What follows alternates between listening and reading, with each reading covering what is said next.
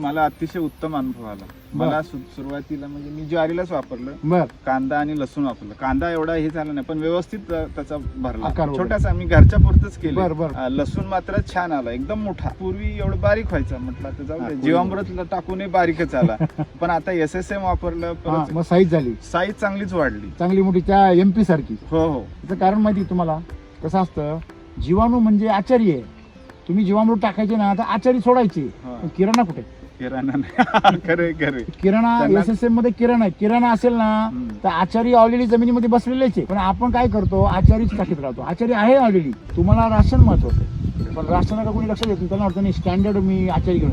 अरे किती पण स्टँडर्ड आणला तर रॉ मटेरियल जर भंगार असेल तर तो काय करेल, बिर्याणी कसली करेल? तो काय म्हणेल, ही माझी बदनामी नका करू बाबा, चांगलं स्टँडर्ड मटेरियल आहे, तर मी नाही करणार. असं आहे, जीवाणू हे आचारी आहेत, त्यांना तुम्ही रॉ मटेरियल कसं द्या, किराणा माल आता ह्याच्यातून रॉ मटेरियल चांगलं मिळालं. एक्झॅक्टली. माझा शाळू पण म्हणजे ज्वारी पण एक नंबर आली. कशी होती? अगदी छान होते. खायला खायलाच आम्ही वापरतोय.